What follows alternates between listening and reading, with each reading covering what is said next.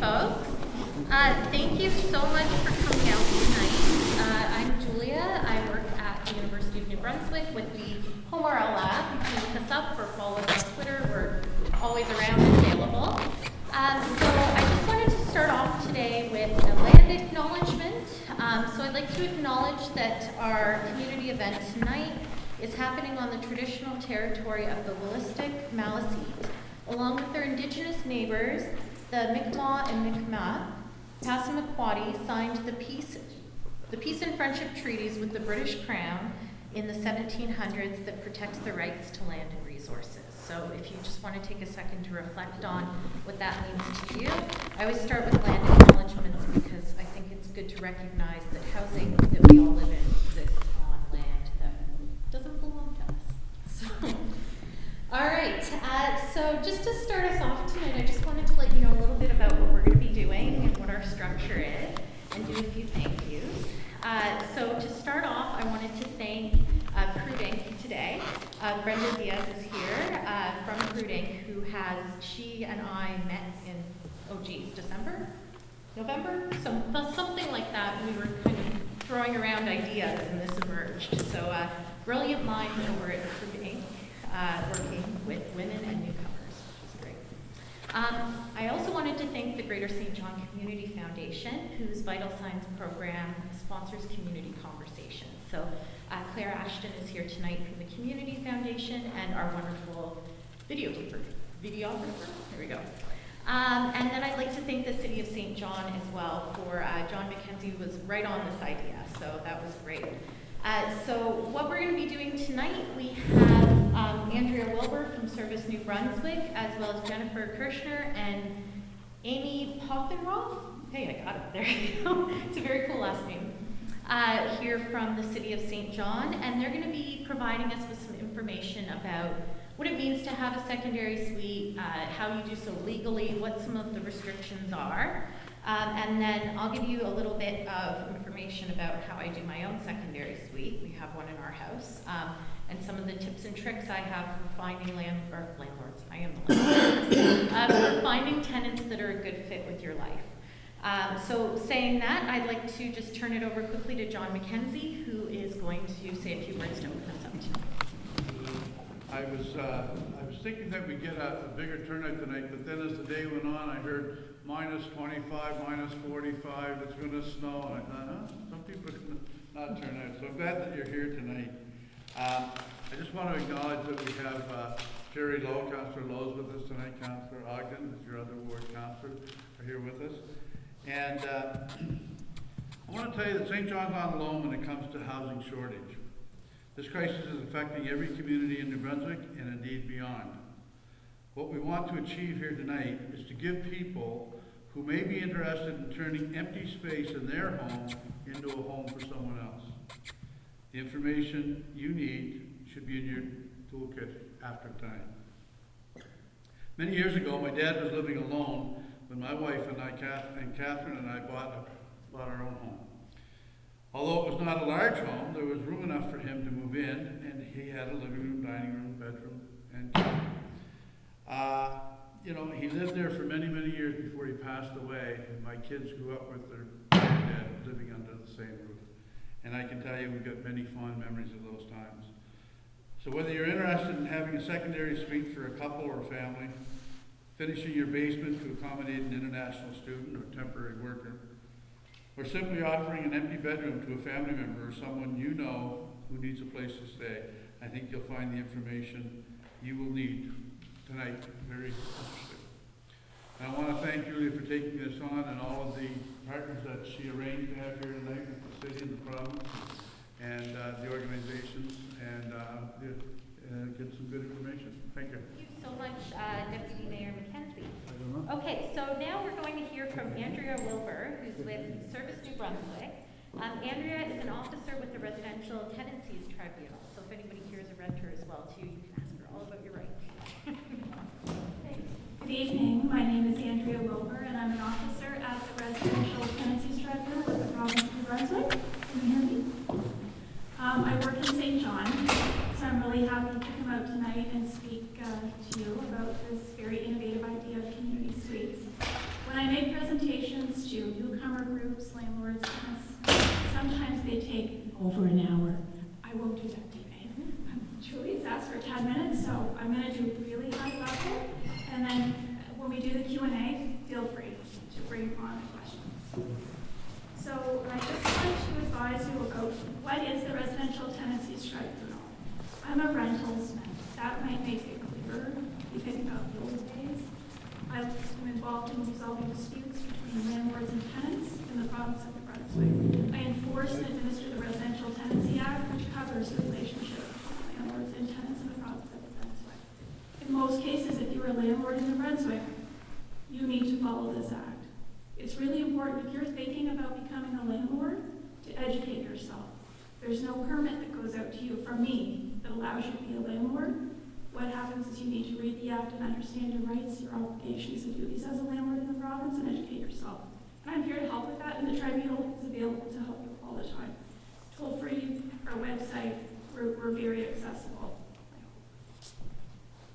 So we investigate complaints, we mediate and adjudicate disputes, we administer all the security deposits in the province. Our jurisdiction, I want to say something really quick here tonight, just to make sure we're aware of this. The tribunal does not have jurisdiction over living accommodations where the tenant is required to share a bathroom, a kitchen facility, or both with the landlord. So that's just something I wanted to put out there. That's in our excluded premises under the Act. A granny suite that has kitchen, bathroom facilities is perfect. If you are sharing those facilities and the landlord lives with you, we don't have jurisdiction. I thought I better bring that up right away. We have a great website. If you go to Renting in New Brunswick, it's full of great information for first-time landlords. If you click on the first-time landlord drop-down, you'll find all kinds of information about renting, how you can apply screening and reference checks in your search for tenants. The Act, know the law. The Act is available on the website. Tips for first-time landlords. I'm sure it's a big learning curve if you haven't done it before. A lot of information available to you on the website. Briefly, your obligations as a landlord in New Brunswick. You need to provide your tenant with a rental unit that is safe, clean, and fit to live in. Basic, really, right? Maintain the premises in a good state of repair. What I mean by that is don't let the stairs break so that your tenant might slip and fall. Keep them clean of snow. If you provided your tenant with a chattel, we call them chattels, things like appliances, a stove, a refrigerator, a dishwasher, make sure it's repaired and working for the tenant. Keep it in a good state of repair. Comply with all health, safety, housing, and building standards, and any other legal requirement respecting the premises. While we don't write the codes, the fire marshal enforces them, and we would work with people like the fire marshal and public health and the city to ensure landlords are following those codes as well as our act. And we ask that landlords keep all common areas in clean and safe condition. Common areas being things like hallways that are well lit, so you don't trip and fall when you're coming in, parking areas that are well lit for safety, and obviously clean. On the other hand, what are the obligations of the tenant? Well, the tenant has to pay the rent, and as a landlord, you have to collect the rent. Of all the disputes that we handle at the Residential Tenancies Tribunal, that would be one of the biggest disputes that happens in the everyday operations of the landlord and tenant business.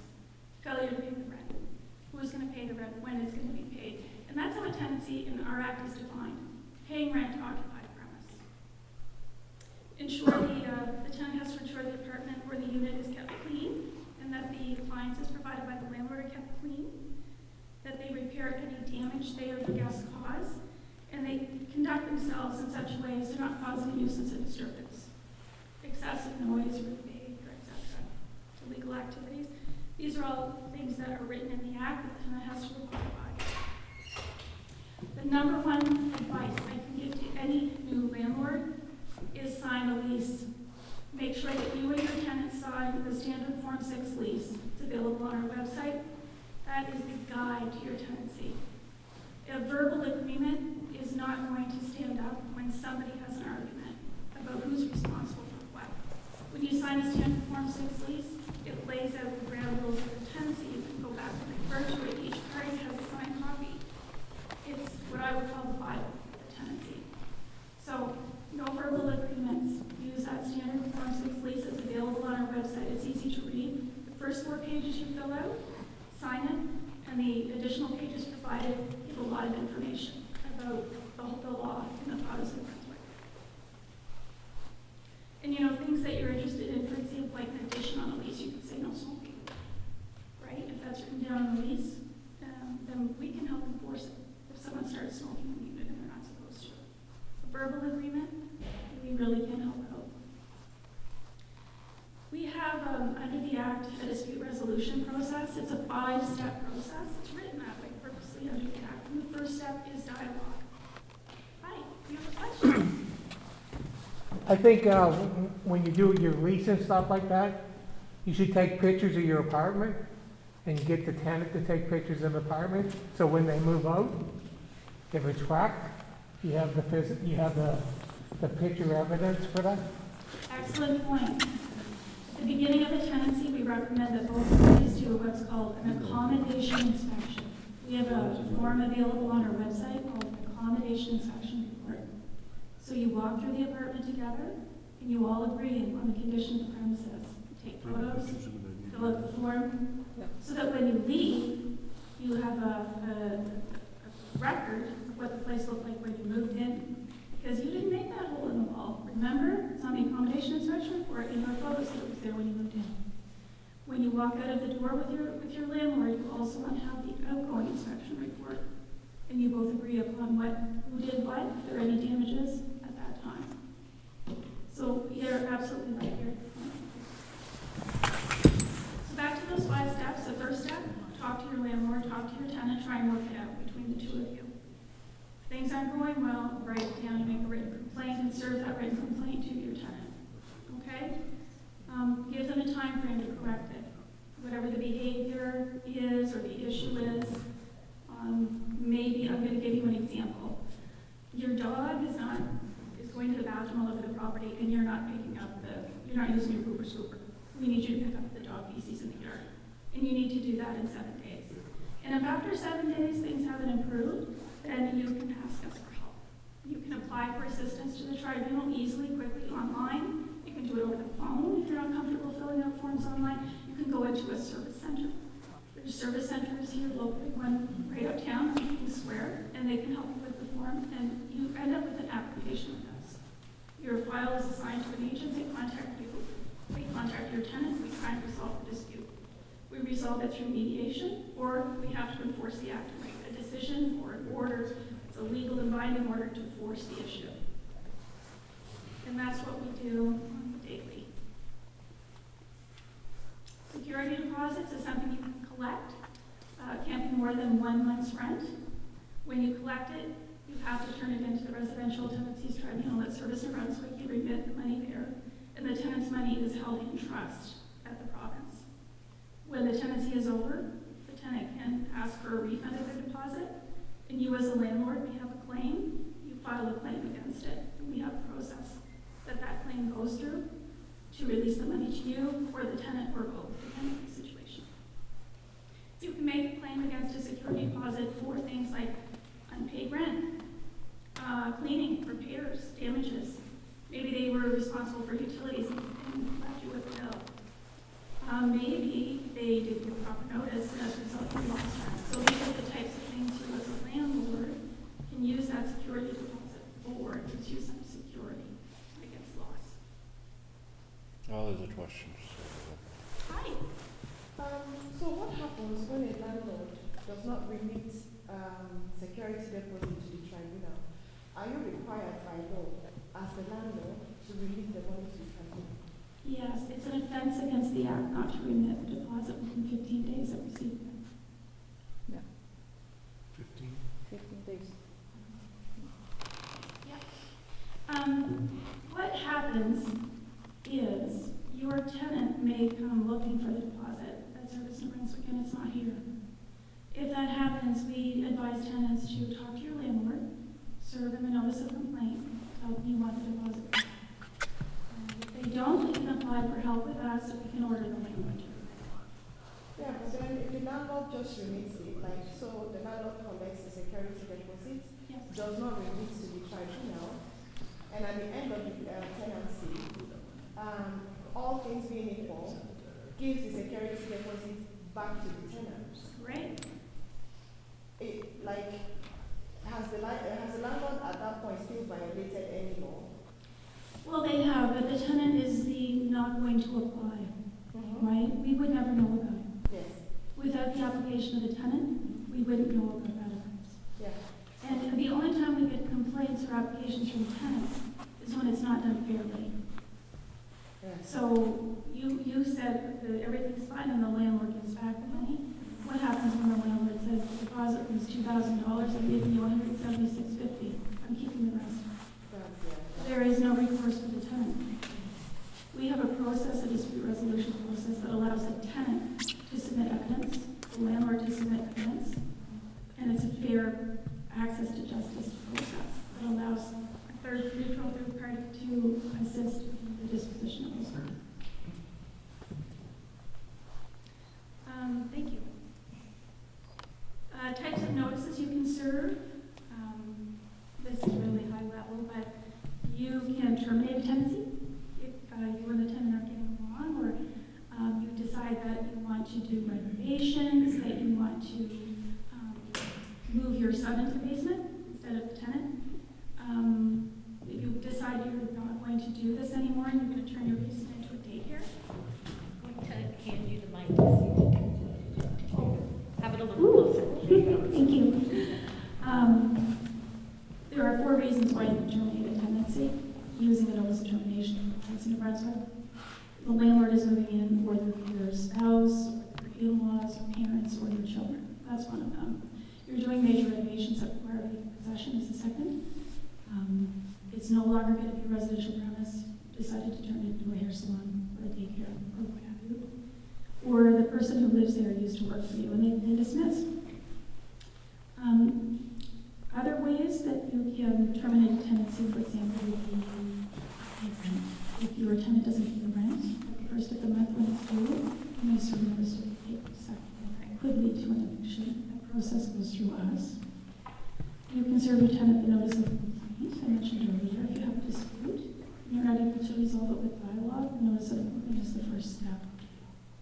Notice of entry is important, making sure that you provide proper notice before you enter a premise, 24 hours notice, typically.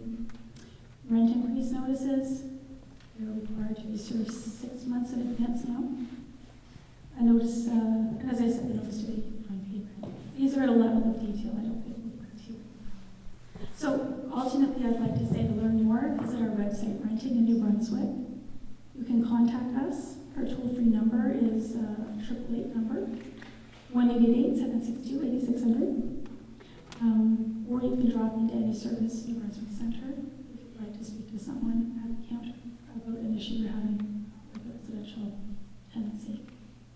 So that's my very, very brief overview. I think we're going to have questions at the end. Julia? That's the plan, unless, Want me to take a sure, question yeah, now? go for it. Hi. Just one other thing you should mention when you're doing this is I insist on, if you put somebody in an apartment, proof of insurance. So if you're renting an apartment, if the tenant says, well, I don't need insurance, just go to the next tenant, because if they don't want to pay $200, because you're investing money into your apartments, right? And if they don't have insurance and they have a fire, guess who gets screwed? The landlord. So I always insist tenants have proof of insurance. Okay, so you must be a landlord, sir. Well, I don't like the game, really. It's a terrible game, it is. Housing people is their livelihood. I do have to also say that tenant's insurance is a great idea. If you're involved in a building that's had a fire, we really have tenant's insurance. So it is a benefit for tenants for sure, if they can afford it. There's so many questions. Do you want me to do this? Yeah, go for it. Okay. Yeah, we'll do favor. In regards to vacant possession, what if the landlord is selling a house? So that's not a reason. That is what we're seeing a lot of. I'm in real estate.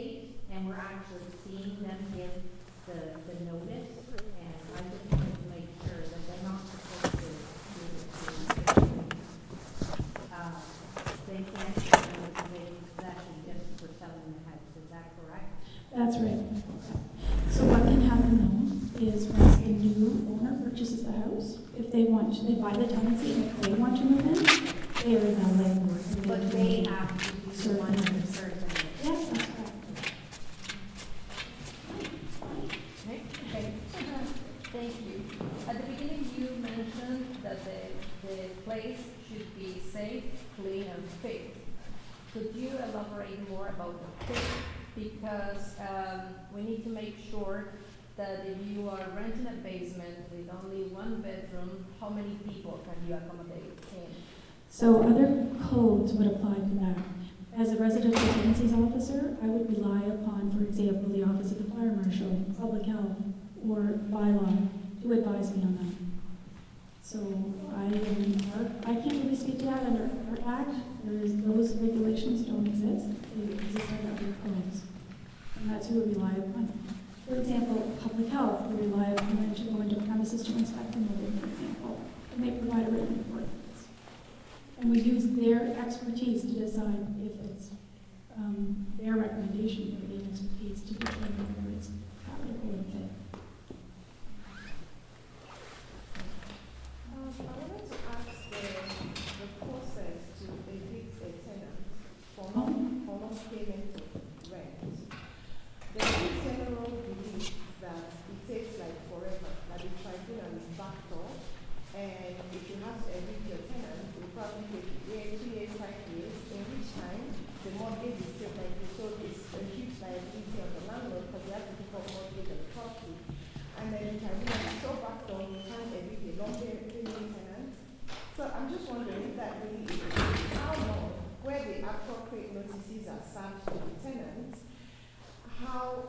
do you have an idea of the time frame to evict a tenant? Yeah, I think you're hearing stories from Ontario where I understand that is the case. The timelines in Ontario, I understand, are really extensive. Here in Brunswick, we're not faced with that. I'll give you an example. So if your tenant fails to pay the rent on the first, you may serve them a notice to vacate on the second for non-payment of rent. They have 7 days to pay it. If they don't pay, then they have another 8 days to vacate the premises. So if they are still on the premises the day after the date on the notice that's the vacate date, you may apply to the tribunal, and we do an investigation. An agent's assigned to the file, we contact both parties, we collect evidence, and we make a determination if a legal eviction can go ahead or not. An officer like me looks at it one last time, approves it, and sends the eviction order to the sheriff.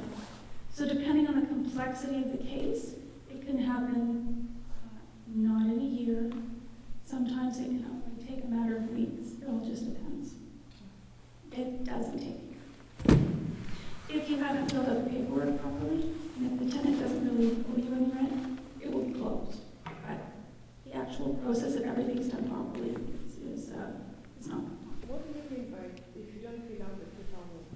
Okay, like the notices? If the notice is improperly served or is incorrect or deficient, that would not work. Everything has to be done. Someone else have a question? I saw another hand. No? Oh, okay. So, I have a rental property, and I came up with my own lease. Did you? Yes. I did not go with the, well, at the time, I didn't know that the lease thing is available on the website. Mm. So, well, I came up with my lease agreement. Did I violate any law? No. I mean, we always say use our standard form of lease. If you don't have one, the basic rules of the standard form of lease will apply. There are many tenancies in the province that don't have a signed lease, but we determine those to be month-to-month tenancies, and we apply the basic standard form of lease rules. We would never be able to enforce your lease if it didn't comply with the act. Like if there were things you put in your lease that aren't in our, we can't enforce that. Any other questions? Okay, thank you. Okay, so next up, we also have time for questions at the end as well too, or we can take them as we go through. That's totally fine. It's kind of an informal gathering, so there you go.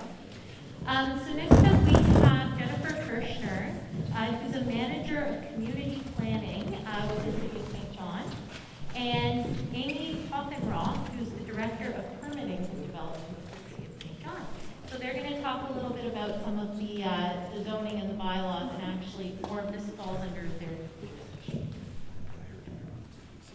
Thank you.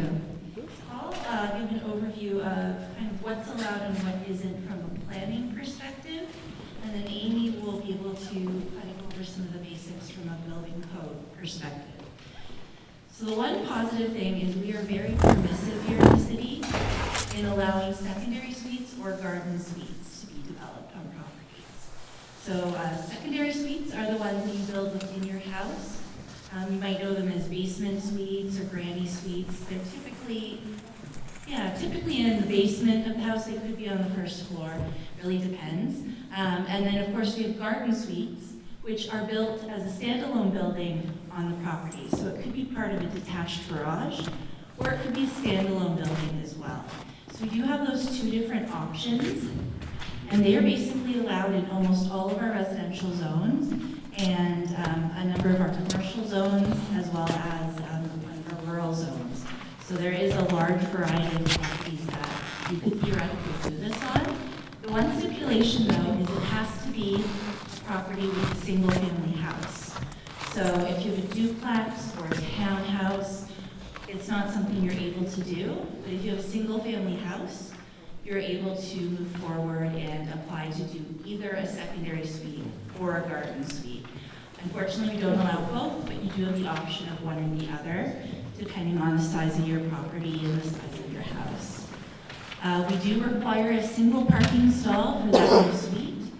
So typically, that would mean you'd have one for the main house and one for the secondary suite or garden suite. And we do have a few stipulations in regards to size, just to provide a bit of an example. With a secondary suite, as the name of it goes, secondary, it's smaller than the main unit in the house. So typically, the rule of thumb is 40% of your entire house could be made into a suite. So that would be almost all your basement, except for maybe your laundry room or the room that has your hot water tank, things like that. Or up to 80 meters, square meters. So there is a bit of flexibility, so it really depends on the size of your house. If you have a really large house, there's more opportunity to go bigger. If you have a smaller house, the unit would be smaller. And then for garden suites, they can be no larger than 70 meters square. So that could be as part of a detached garage, or it could be kind of like one of those tiny homes you see all over the internet. It could be something that's self-contained like that, placed on the site. So those are kind of some of our basics. It is something that we do encourage. It's a great way to add very sensitive density into neighborhoods, and it's great for properties with existing homes. And of course, it's an interesting opportunity for aging in place. So if someone needs to maybe have a grandkid move in with them, or have to get a nurse, there could be an opportunity there, as well as just providing kind of that income assistance towards a mortgage. So there is a lot of opportunities where this could benefit different people, from students to seniors, and everyone in between. And the room units you make could be designed for a single person, but it could be for a small family as well. So there's a lot of flexibility. We do have a handout which has been circulated around. It does have our basics. I do suggest, if you are interested in pursuing this, we have a really wonderful team at our one-stop development shop, and they'd be able to get you in touch with someone who can just double check what your property zoning is, discuss what you're looking at doing, and we can make sure that it meets our zoning requirements, or we can provide you with the advice for how to move forward as well. So that's basically it from planning. It's good news for anyone who is interested. And then Amy will go over some of the key things in regards to the building code elements. Thanks, Jennifer. Hi there. So Jennifer dealt with most of the zoning related things, and I can share with you a little bit of the building code things without getting too bogged down in the details. As Jennifer mentioned, if you are interested in pursuing either a secondary suite or a garden suite at your property, the best thing to do is to reach out to us. On the top of the handout, it gives our email and our phone number, and best to reach out and just check in with us. We can talk about your project. because permits will be required, building permits, plumbing permits if you're putting in new plumbing, in some cases a development permit, so best to check with us. But just to highlight a few things, basic things, that if you are interested in putting a secondary suite into your home, the great thing about secondary suite is under the building code, it's actually relaxed requirements than if you were doing a larger, say, second unit in your property. So it really allows for relaxation of some code requirements, because as Jennifer mentioned, they are smaller suites within the primary residence. So as Jennifer mentioned about the size, it wouldn't exceed 40% of your gross floor area. She already mentioned that. Exits, in most cases, exits can be shared with the main dwelling unit. So I would give an example. Let's say you have a bungalow with a basement, and you go in the side door, and to one side you walk into the kitchen of the bungalow, and then you may go downstairs into the secondary suite. So those, you can go in that side door and go into 2 different suites, and that's a shared exit, and that is permitted in the case of a secondary suite. You would have to put a door, a rated door, going into each of the units, but you can share an exit, which is great. There are some code things, like I mentioned, a certain rated door going into the suites has to have it self-closing, has to close on its own, so it can't be propped open. And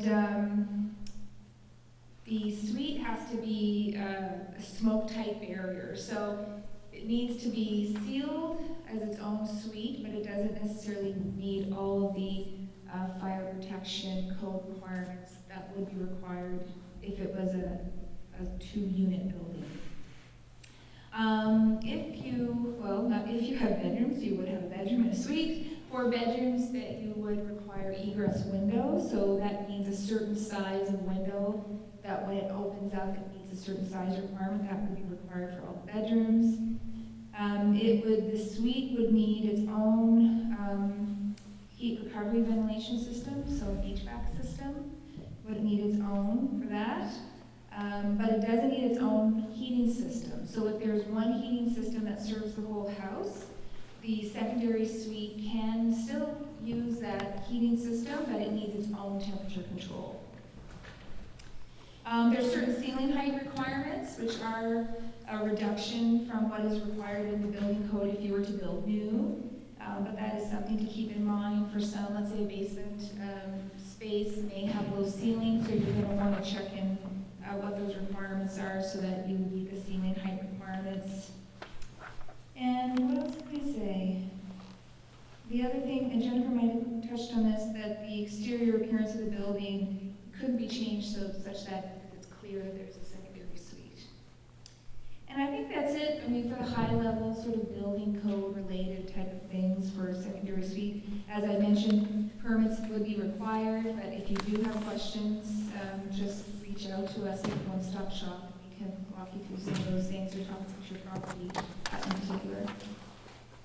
And that's it for us. I guess if you have any questions for Jennifer. Yeah, I'm interested in just the cost of the different permits, like on a, or if there's a way to kind of. Cost of the permit, I mean, building permit depends on the value of the project. So there's a base fee, I think it's $120, and then it's $8.90 for every $1,000 of the estimate. So that if you're doing a $10,000 renovation, it's less than if you're doing a $15,000 renovation. So it's a scale there depending on the project. Okay, and if that's just for the general permit, and then it's the same for plumbing and like a group to those. Yeah, so that run the same. That's right. So the fee I mentioned is about the building permit. That would generally be the highest cost permit. There would also be a plumbing permit, and you put me on the spot as to what the fees are, but they're not that much for plumbing permits. I can't think of what the plumbing fee was right off the top of my head. It usually goes there's like a base fee, and then there's a per fixture. So if you're putting in 2 sinks, a dishwasher, a tub, that's per fixture, or $80 per fixture or something. Sorry, I don't know that right off the top of my head. And then electrical, if you need electrical permits is through the province, so you'd have to get your licensed electrician to pull those permits from the province. That would be probably part of it. Yeah, yeah, usually your electrician will pull that. And actually with respect to your plumbing permit, your licensed plumber has to be the one who makes the plumbing permit application, but anybody can make the building permit application. Yeah, the owner, tenant, or contractor, any of those folks can make the application for your building permit. Just a couple of questions. I guess to Mike's point about the insurance, I think if you add another suite, I would expect, I don't know if anybody's going to speak to the insurance, but I would expect you'd have to notify your insurance coverage. I mean, Mike indicated the tenant should have the insurance, but they have the insurance on their property in the unit. You know, all the insurance they have is not going to help you if they burn the house down. The other thing, so you have a single-family house and you add a secondary unit. Yeah. So now you have a 2-unit building, right? Well, there's two ways. There's two ways. A secondary suite is different than a second unit. So if you have a secondary suite, your home is actually a single-family house with a secondary suite. I know it seems like splitting hairs, versus your building is 2 units. It is different. Are there restrictions?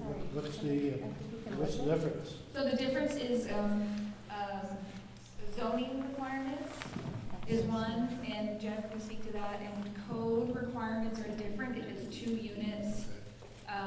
So if you're putting a secondary suite in, which is smaller, so let's say you have the bungalow again with the main floor and basement, and they're both 1,000 square feet. If one unit's on the top and one unit's on the complete bottom, they're 1,000 square foot units, that's a 2-unit building. But if you have a bungalow and you've taken 400 square feet of the basement and made a secondary suite, that's a single-family home with a secondary suite. Your code requirements are relaxed, and but I'll let Jennifer speak to the plan. So for code requirements, it's a secondary suite. It's relaxed. Say, for instance, what about water and sewerage? If you have a single-family house, you have a flat rate, you add a secondary suite, you still have a flat rate, just one flat rate? That is a good question. I'm not sure. I am not sure either. Unfortunately, That's a great question. we do not work in that department. We can definitely look into it. I was going to add, when it comes to a 2-unit building, typically they'd be referred to as either a semi-detached or a duplex, and that's what it would be approved as. So the idea with that would be units of equal size.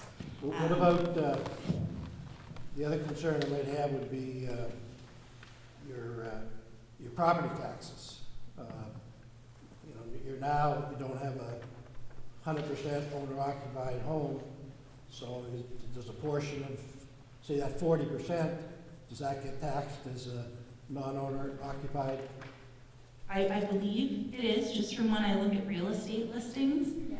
Typically, it'll indicate that the tax is based on non-owner occupied versus fully owner So it occupied. could increase your property taxes. It could, because I guess the idea would be you'd have a rental income coming in from that.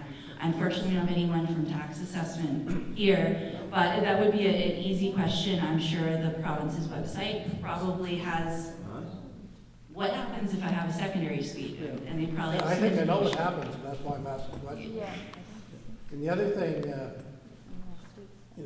you have a owner-occupied home, 100%, you sell it, the proceeds of that sale, they're not taxable. Okay, it's your principal residence. So you add a secondary suite, and then 5 years down the road, you sell the property. What about your capital gains on your 40% that's now a secondary suite? That would be a very good question for a lawyer. Or an accountant. No, but it should be, I'm just bringing it up for people that may be considering this, that, it's something that they should keep in mind, and they could be hit with a significant tax bill down the road. You should get the answer beforehand, I guess. Because again, I think I know the answer to the question. Yeah. It's something you want to keep in mind if you're going to go ahead and do that.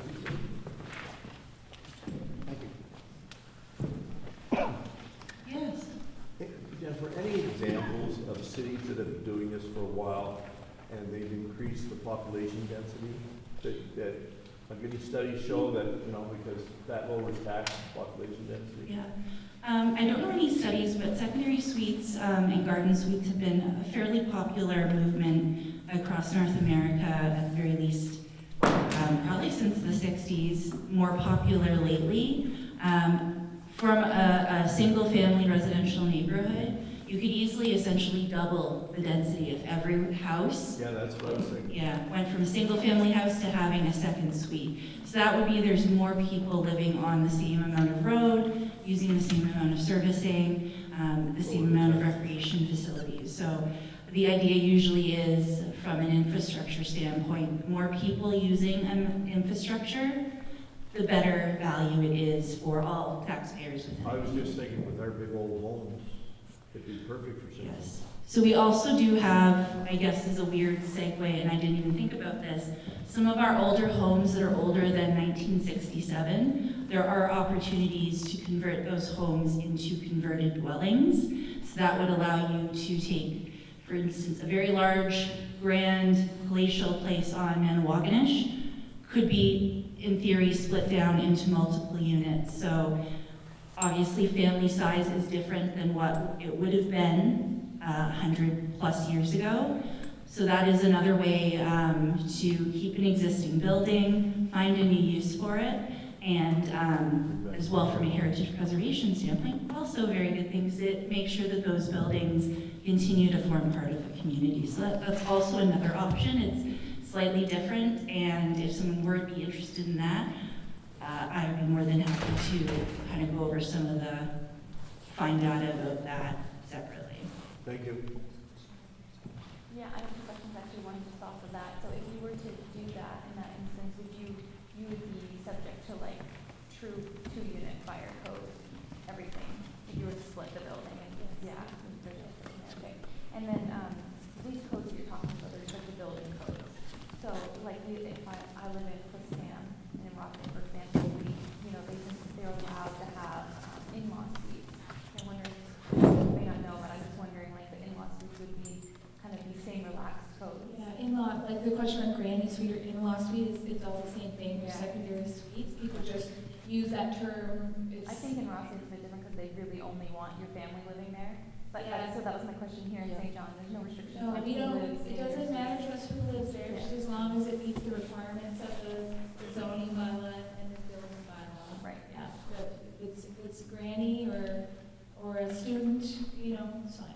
Yeah. Might even kind of emphasize the one key thing though about secondary suites and garden suites is they're a fully contained unit, so they do include a kitchen and a bathroom for that individual unit. They're not sharing it. So that would be one thing. Not sure about their policies. Some places might have a specific type of suite that maybe doesn't have some of those components, and that would be something I think just completely. the general philosophy is just a little bit more limited than like Clifton and St. Yes. John.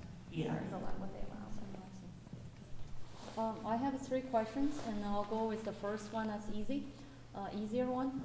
So how long does it take normally, the process, for starting from the time I put in application and you receive the file, open the file, and then review the file? Yeah, you probably have a better about turnaround time. Yeah, so if the question is, just make sure I understand, how long does it take once you make an application? Timeline, yeah. Yeah, so once you make a building permit application, and assuming that it's complete in every way, you've got your drawings and, you know, whatever the requirements are, which we would walk you through, it takes about 2 weeks to get the building permit, assuming that your application's complete and you have everything in order for us to consider. Yeah. Mm-hmm. And second question is related to this one. Would you give an example of a regular process, and then in terms of the application, what might be required, and then in a nutshell? I know And what there's might be required for the permit application? Right. Sure. So with respect to a secondary suite, we would need floor plans showing the new suite, showing exiting, showing where the bedrooms are, how it connects to the main unit, the size, because we'd have to make sure that you are not going over that 40%. We would need a site plan of your property showing where the house is, driveway, how far it is from property lines. And we have sample site plans on the website to show you an example of what a site plan looks like. And also on our website, we have a sample, sort of an application package, what you would require to make permit applications. That's sort of the basics. I think that's interesting. Yeah, for the most part, secondary suites are typically going in existing buildings.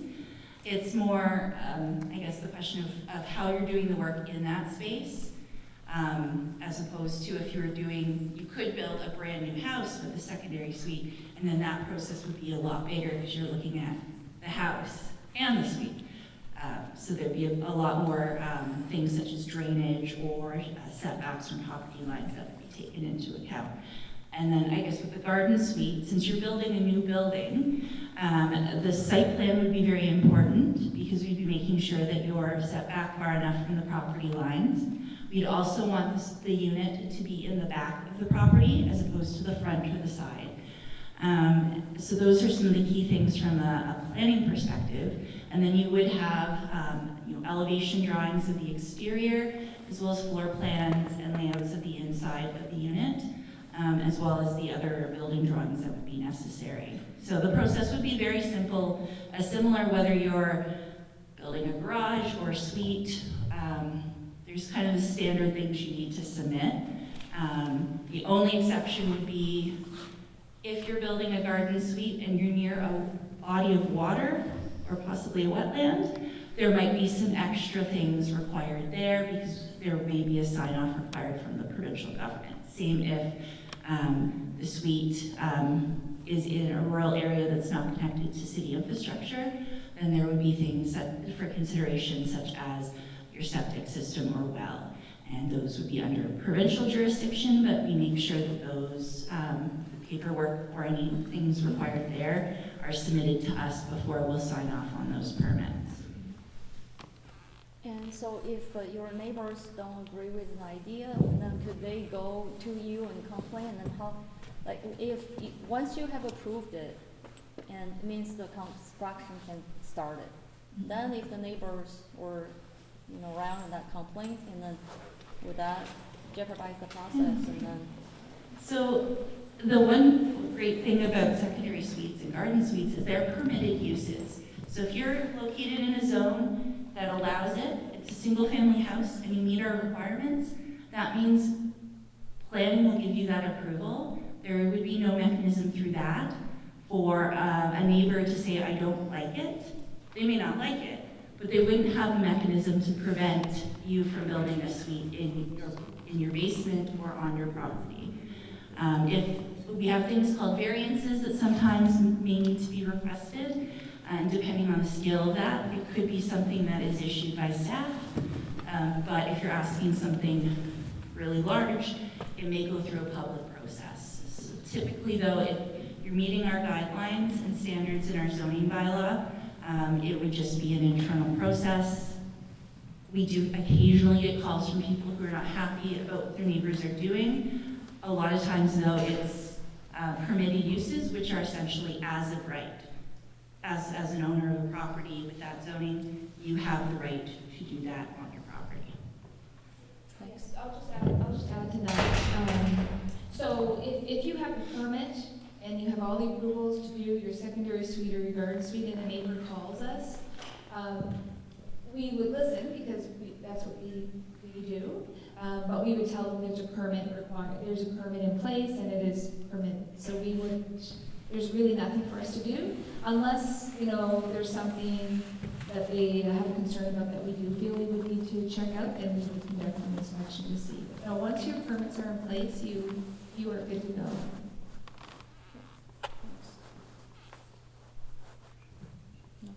Oh, I have one more question. So maybe two. So, how many fires have you had in 2022? Like, let's say secondary suites and then garden suites all together.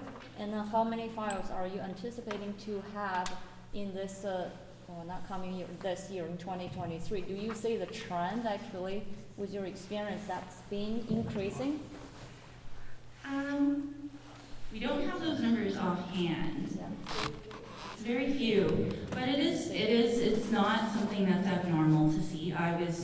Don't even ask me why, looking through approved building permits from 2016 to now. And fairly consistently, you would see single-family house being built with secondary suite, or a secondary suite being added into an existing house. So it's something that, at least since 2016, consistently is being seen in there. We may see some increasing trends. We are an aging community, as many communities are across Canada. So there may be, some people who are getting older, maybe they don't want all the space and they're looking for other options. They may want to move in with their kids, hence the term granny suite. Different generational things can come together. As well, some people are looking at inviting students to live with them as well. So it is a trend that I think will be very consistent still. It's something that's, encouraged and promoted as a great way to use your space. And with the affordable housing crisis that we have, it's also a great way for people to add an additional unit within an existing layout and neighborhood to kind of help with those things. So I think it'll continue. It's always been something that people have done. It's actually very popular uptown. I would hazard a guess a good percentage of the older homes in the uptown probably have secondary suites in their buildings, or they're multi-unit buildings now as well. So it's definitely an option that people are consistently taking up. And probably, actually, I'm just thinking of the new builds. Probably a good percentage of new single-family homes being built probably do have garden suites or secondary suites included.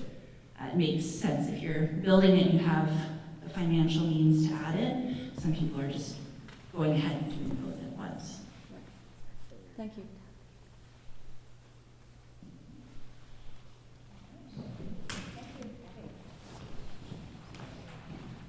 Thank you to our super knowledgeable ski staff. They're great.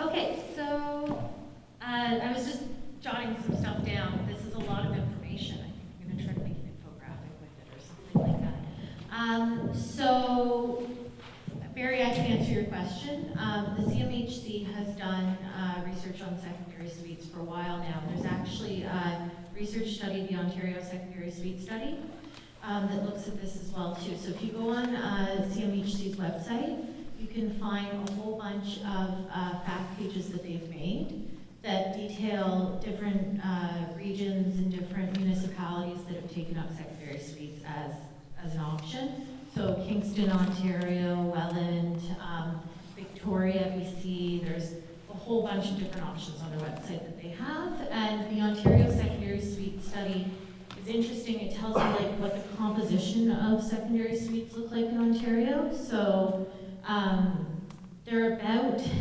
67% rented out, with the remainder being for family members. So that's the composition that they found in that study. I wouldn't know in New Brunswick because we haven't studied it yet, but they are very good for aging populations as well.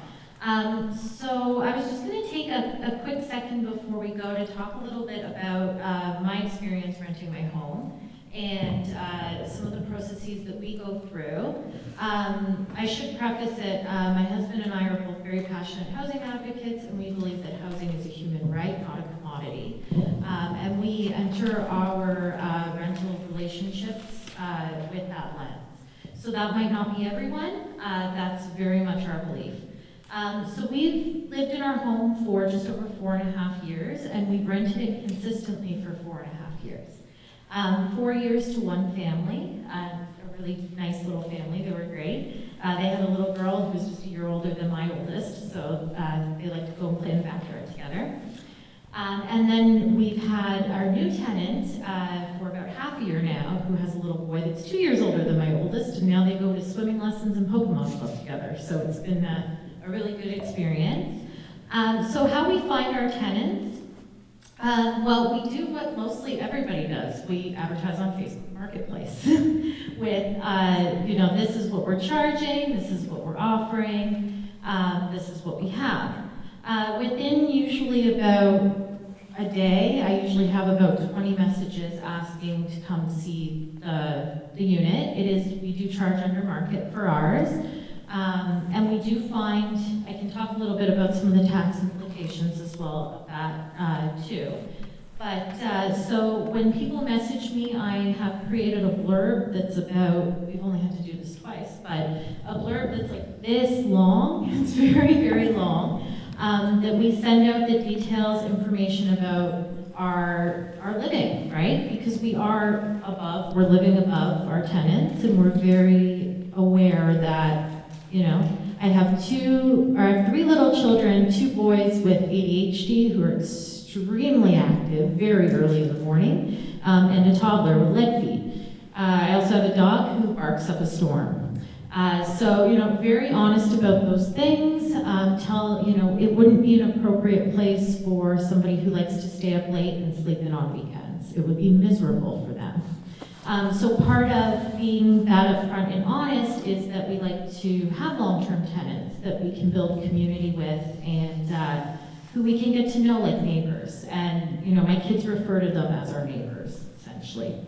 They have their own driveway, they have their own sidewalk. There are costs, of course, to maintain the unit. We have to buy a new fridge this month, so that's something we're gonna do. It's starting to get a little run down.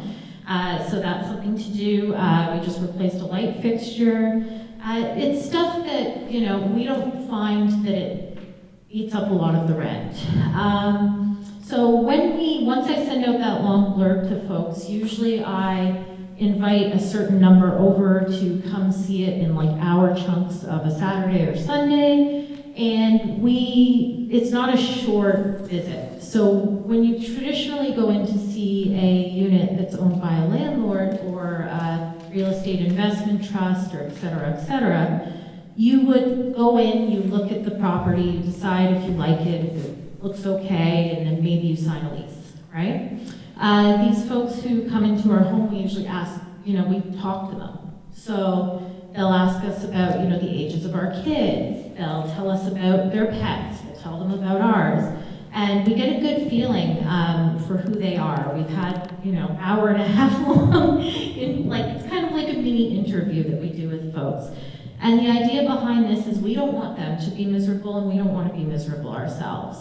For the entire 4.5 years that we've done this, maybe I've left out, but we don't really notice that people are down there, with the exception of the fact that sometimes we want to. So our kids play together, so it's nice to be able to go downstairs and knock on the door. But again, that's all been negotiated with tenant boundaries and things like that. And then the last piece of the puzzle is we do ask for 2 to 3 references, and I do actually contact them. And these are very much, we've gotten past landlords talking about paying rent on time. We've gotten, this is my boss for 4 years, he'll give me a character reference. We've done that as well. A few things that we've been able to be flexible about because of the fact that it is extra income that helps with our childcare bills, basically. That's what we use it for. So things we've been able to be flexible about are the rent payments because we're not dependent on it for the mortgage. So when COVID hit, we were able to, the family living downstairs, the father was a carpenter. So COVID hit, everybody's locked down, he's not working. We were like, well, we need to get shelves built in our pantry. It really needs to be done. So we said, okay, we'll go out and get the wood and all the supplies. Can we trade you labor at a certain amount of hour or a certain rate per hour for your rent? So we were able to do that. Or if somebody needs to be 2 to 3 days late on their rent, we're not going to start eviction proceedings. Because again, we believe housing is a human right, and I don't really feel that 3 to 4 days is somebody's, if it's chronic, maybe it might bug you, but I don't really feel like making somebody leave and be out on the street for that. So that's kind of, we're very upfront and honest about what to expect. Another thing, I just wanted to speak to some of the things like capital gains and all of that kind of stuff.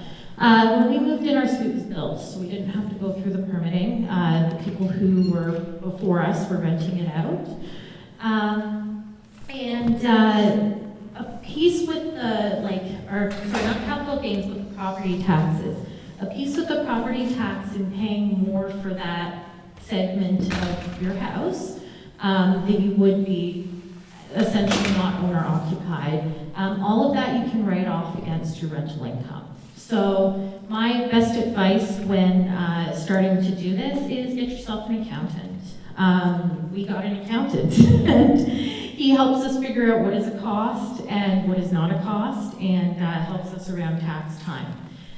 So that's always, it's always nice to invest in an accountant, especially your first few times around. Other things you can do is you can invest in a lawyer to make sure that, your lease agreements are great and everything's above board. So there are different folks that you can go to for information. I've got a whole bunch of questions from tonight that I've written down that, ones that maybe might fall outside of the jurisdiction of SNB or the municipality.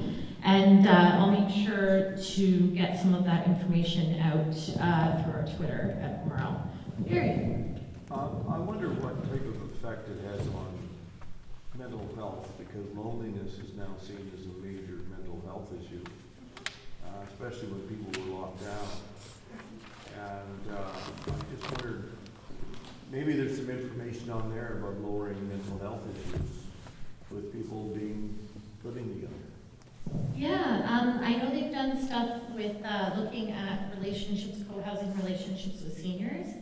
So they're calling them boom mates, which is actually kind of cute, like boomer roommates, who are now moving in together because they need, cost of living's raising, and pensions are not easy to live off of. So these boom mates will get together, and there's been some research about that and about how it improves quality of social interaction, quality of life, mental health.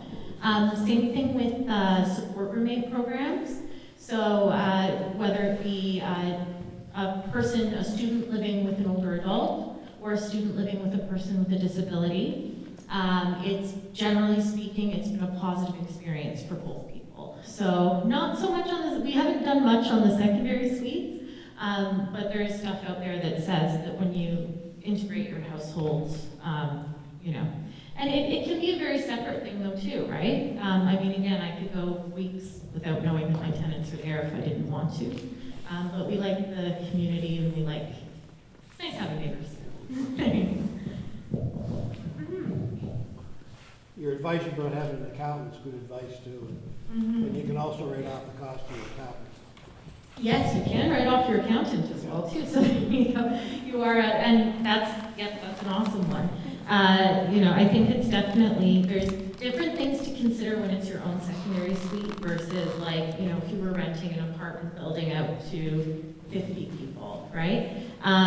Some really great questions though tonight. I've never even thought of fire as being a thing, but I do know our homeowner insurance covers the structure, and then our tenants would need content insurance to cover their stuff. But yeah. Any other questions? Just something that just came to my mind here. What would be the implication of someone not having a legal suite and then having a fire on their insurance? Do you know? I have no clue. Do you know? You? What's the question? If somebody doesn't have a legal suite, but they have house insurance, and then they have a fire, but it happened in the suite, Well, that's why you should advise your insurance, your Yeah. insurer, that you have that suite. Right, but let's say someone doesn't do that, Well, you may not get covered. Yeah, that's They what. may deny you coverage. Yeah, But your insurance is covered. They probably will deny you. yeah, that's what my thought is, so that people need to know that too, because I think they Yeah, think, well, do this. no. That's a very good point. You should call your insurance company and inform them that, you are renting a portion of your home. We did that as well. I think that our insurance didn't go up much. It was small, Yeah, I guess my small question amount. was more to if you could let them know you have a suite in your basement, but but will it matter to them if it's legal or not? Like if you've just put that in there and you haven't obtained the proper permits, and then something happens down there, you know, like, will you be covered, like, because you didn't actually get the proper permit? That is a good question. My If thought you- is no, but like, I feel like people just need to like understand that. Absolutely. If you leave, there's some cards at the door, I'll put a pen out there too, that kind of say whether or not, indicate whether or not you consider doing this, you can shove them in the box. If you leave me your email, I can look into that for you. Yeah, because I would have to ask an insurance company that. Yeah. My guess is insurance companies love to deny things Right. as much as often as they can. Do any of you guys know about it? No? It's a great question. Yeah, so that's definitely something, Insurance companies always look for ways not to pay, right? And if you haven't done things properly, it's probably not going to be great for you. yeah. That's just off the top of my head. And if someone does have a suite in their house and they want to know if it's legal or not, they can check with us at the city. We will know then. But it would be a good thing, because yeah, if let's say it's not a safe unit, let's say the windows aren't big enough for someone to escape during a fire, you know, that could be very problematic. It's not just structure, it's safety of the people that you're renting to as well. So, sorry. Next time we need to get like a rep from TV in here or something. My question too, I guess, like, let's say I purchase a house and there's like, for me, I'm going through and I say, oh yeah, like the windows are egress and whatever. I mean, realistically, you should see whether it's legal before you purchase, but let's say you don't. And then we bring it to your attention and say, hey, is this a legal suite? Like, what could you do? Like, can you ask that, can you, prevent us from having someone live there? If it's egress windows and there's an exit proper. Okay, so I'm sure I understand the question. So you buy a property and it has a suite in it, but you're not sure if it's legal or not. So you call us to find out if it is, and you find out that it's not, it was never legally put in. Yeah. Yeah, so, I mean, then we would really need to legalize it. Okay. So, if it needs to go through a variance or, let's say if it's a secondary suite, you wouldn't need rezoning, but if you need any approvals, and then we would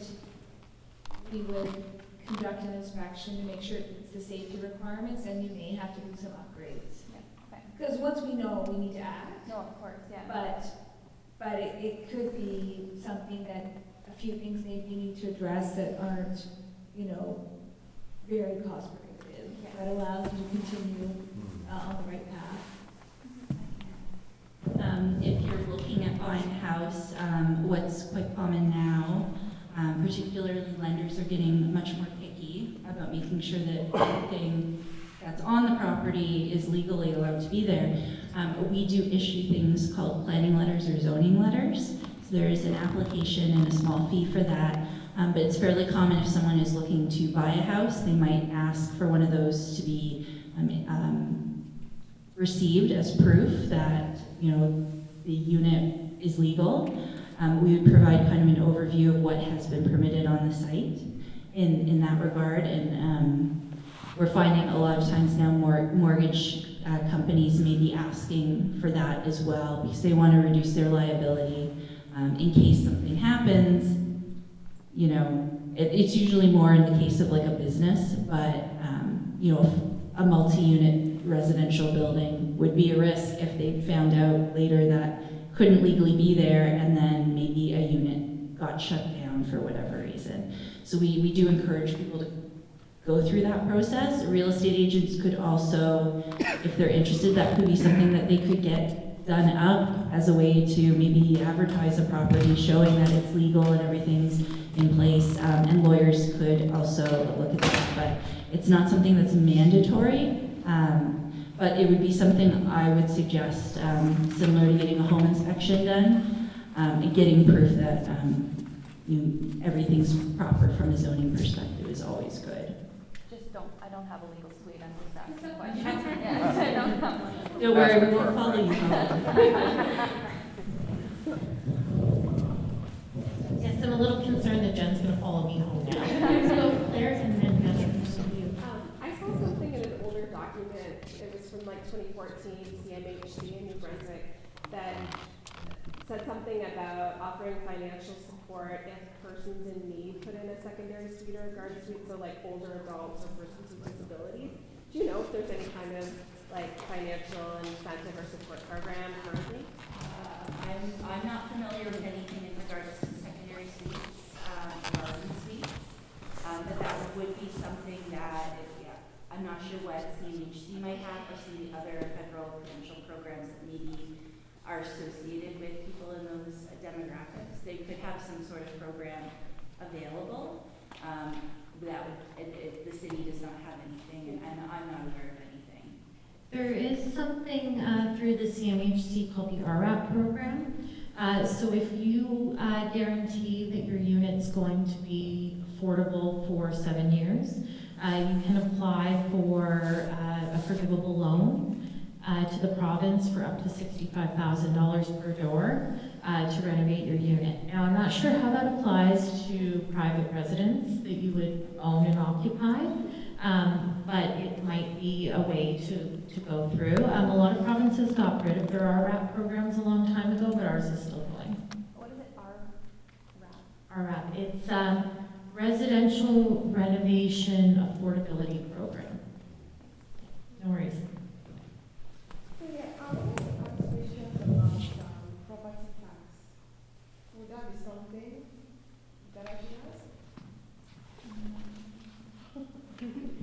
Who is in charge of property tax? Well, assessment is just Brunswick. Depends what your question is. Well, so my question would be, I think two questions. One, I think I read somewhere, I read on the website, that property assessments are delivered to the home by mail to the properties, I think January or December. But they would have been mailed by now, right, for 2023. So this property that I purchased was in October. I think, yeah, it was September, October-ish. And I had thought that by now, the property assessment for 2023 would have been mailed to me. The assessment thing in like October, November. Well, It you was get, definitely before Christmas. you get one in the fall Yeah. to tell you what your property's assessed at, to give you a heads up, and then after the new year, then you get your bill. Yeah. Service New Brunswick deals with the assessment notices and your tax bills, so if you do have a question, you could contact Service New Brunswick. And I don't think the bills have arrived yet. I haven't. No, I gotten them. remember my bills coming in March. And then the sort of like, heads up, we assessed your property and it increased a bunch, coming in the fall at some point. So you may have just missed that, like, heads up. But you should be able to call Service New Brunswick and say, hey, I didn't get my assessed value. Can you please mail that out to me, and then you can kind of determine. I'm not sure when they update the website, but you can on Service New Brunswick search a property and see the assessment history.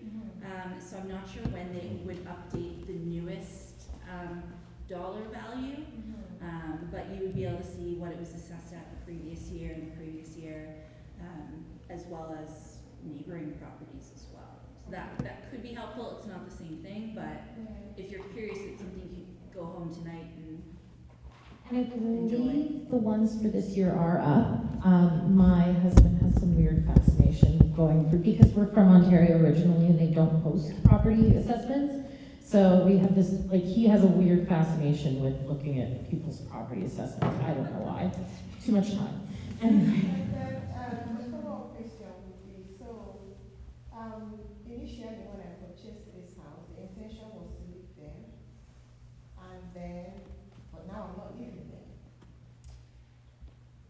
What do I like,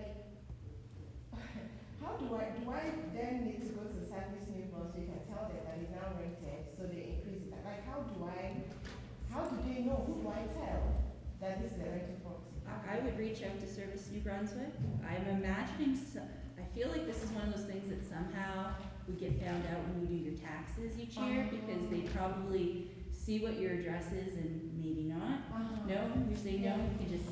Well, I mean, the CRA doesn't speak to really anything, right? So they'll happily take your income tax from your property and call it a day. But, you know, they don't inform the province, no. How do you know, who tells who about properties that are rented? How do you know that someone who buys a property is not living in the property, has now rented the property? Who do you tell? You know what I mean? How do you pass that information? Then for the purpose of property tax assessment? Well, they'd only be able to have you down at your primary residence as one. So if you own multiple buildings, only one would be your primary residence. If you're, I guess the bigger question would be if you own a house, you don't live in it, and you rent someplace else, I guess it would still show up as your primary principal residence unless you call Service New Brunswick and flag. But I would suggest popping and having a chat with them, because I'm sure there's someone there who can give you a good answer. You might want to talk in hypotheticals. You might have found a loophole. There you go. Okay, there was one there. I just found on the notice of assessments, there's something, they're fairly new. You used to just get your tax bill the 1st of March.